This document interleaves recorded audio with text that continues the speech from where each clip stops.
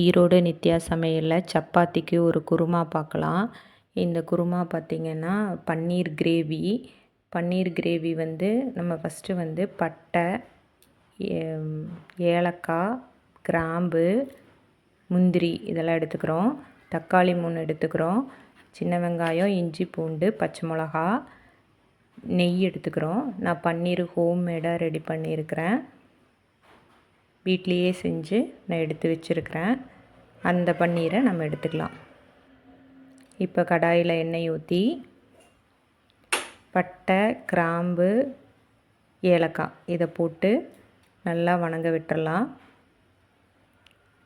Homemade பன்னீர் வந்து easy தான், நீங்களே ரெடி பண்ணிக்கலாம். நீங்கள் கடையில் வாங்குறது வந்து எவ்வளோ நாள் ஆயிருக்குன்னு தெரியாது. அதனால் நீங்களே ரெடி பண்ணிவிட்டு ஃப்ரெஷ்ஷாக செஞ்சிங்கன்னா இன்னும் டேஸ்ட்டு நல்லா வரும். எண்ணெயில் பட்டை, கிராம்பு,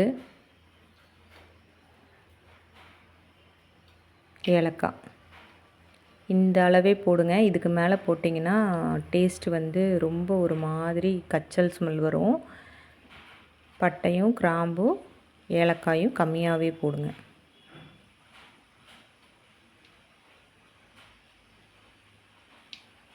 அது ஓரளவுக்கு எண்ணெய் வந்து சூடாகட்டும், அது வரைக்கும் வெயிட் பண்ணுங்கள்.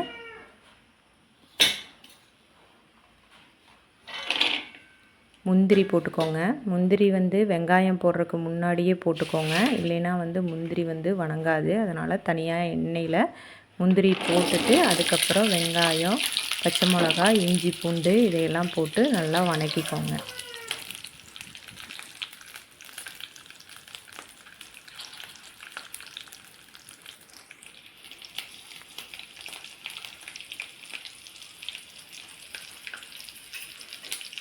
நல்லா வணங்க விடுங்க.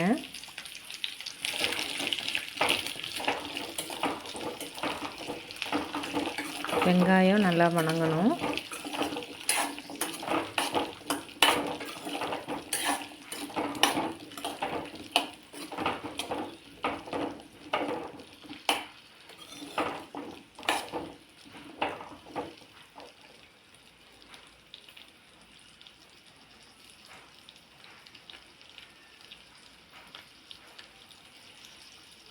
வெங்காயம் நல்லா வணங்க நின்று கொஞ்சம் விடுங்க.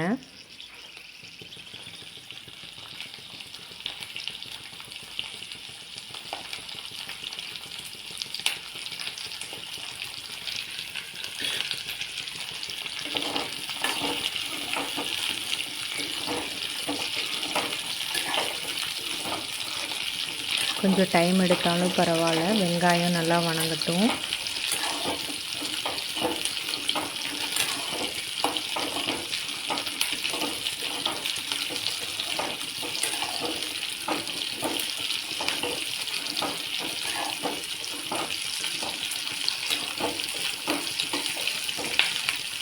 நல்லா ஹை ஃப்ளேமில் வச்சு நல்லா வெங்காயத்தை நல்லா வணங்க விட்டுருங்க.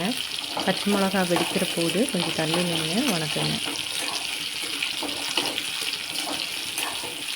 இல்லைன்னா கடைசியாக கூட பச்சை மிளகாயை போட்டுக்கோங்க. வெங்காயம் நல்லா வணங்குதுன்னு கடைசியாக வந்து நீங்கள் பச்சை மிளகாயை போட்டு நல்லா வணங்க விட்டுக்கோங்க.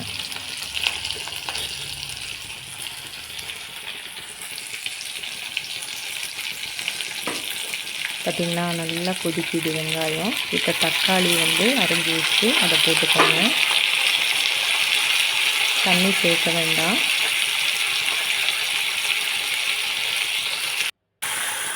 தக்காளி வணங்கட்டும். லைட்டாக ஒரு 2 நிமிஷம் மூடி வச்சிங்கனாவே அந்த தக்காளியில் இருக்கிற தண்ணி வந்துடும்.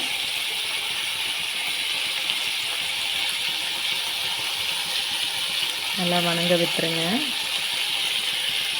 அதுக்கப்புறம் தேங்காய் துருவி வச்சுருக்கிறத போட்டுக்கோங்க. போட்டுட்டு நல்லா கிளறி விட்டுட்டு ஆற விட்டுருங்க.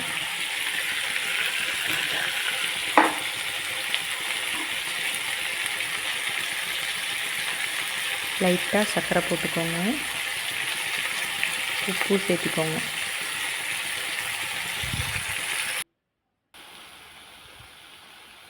நல்லா ஆற விட்டு அரைச்சிக்கோங்க.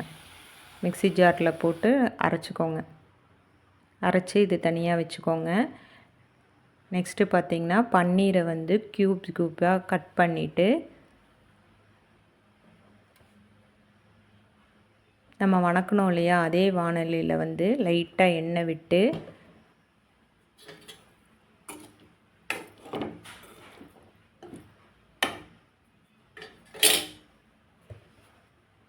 அதில் பன்னீரை போட்டுக்கு எண்ணெய் விட்டுக்கோங்க.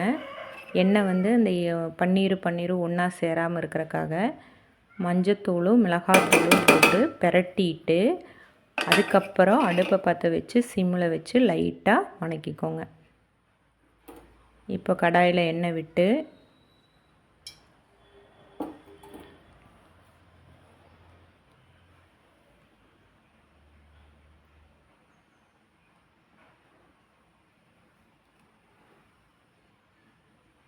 நெய் 2 ஸ்பூன் விட்டுக்கோங்க. இது நாம் தாளிக்கிறோம்.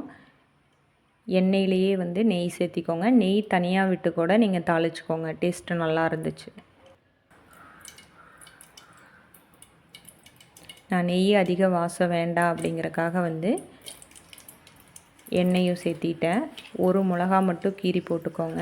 நம்ம அதுலேயும் மிளகா போட்டிருக்குறோம். மல்லித்தூள், மிளகாய்த்தூள், சாம்பார் தூள் இதை வந்து போட்டுக்கோங்க.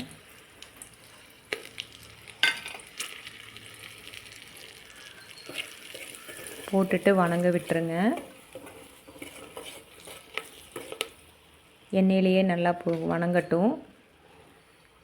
ஏன்னா பெரிய வெங்காயம் போட்டுக்கிறேன்னா ஆப்ஷனல் போட்டுக்கோங்க, நல்லா டேஸ்ட்டும் வரும். அரைச்சி வச்சுருக்கிறத வந்து ஊற்றிக்கோங்க. ஓரளவுக்கு கெட்டிப்பதமாக ஊற்றுங்க, அப்போனா தான் சப்பாத்திக்கு நல்லாயிருக்கும். நீங்கள் தண்ணி ஊற்றிட்டீங்க அப்படின்னா சப்பாத்திக்கு வந்து கிரேவி மாதிரி வராது. அதனால் நான் தண்ணி ஊற்றாமல் அதை வந்து லைட்டாக கழுவி மட்டும் அந்த தண்ணியை மிக்ஸி ஜாரை கழுவி ஊற்றிக்கிட்டேன். அதனால் கெட்டியாகவே நல்லா வேகட்டும்.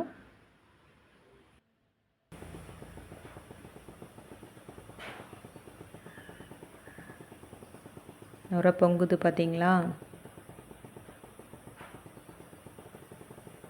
இப்போது லைட்டாக உப்பு பார்த்து உப்பு சேர்த்திக்கோங்க.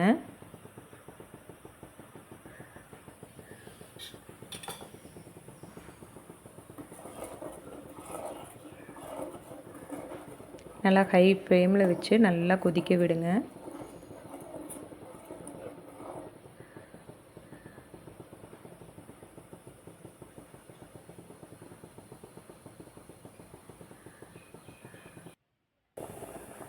இது மாதிரி நல்லா கொதிக்கணும், தளன்னு கொதிக்கணும்.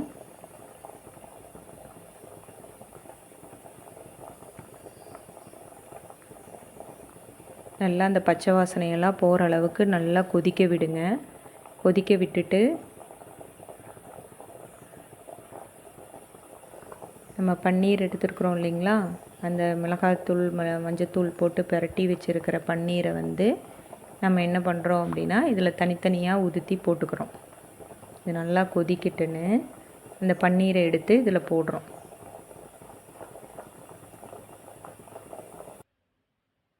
இப்போ பன்னீர் நான் சேர்த்திட்டேன். பார்த்திங்களா? இப்போ அடிப்பிடிக்காமல் பார்த்துக்கோங்க. பன்னீர் வந்து அடிப்பிடிக்கக்கூடாது.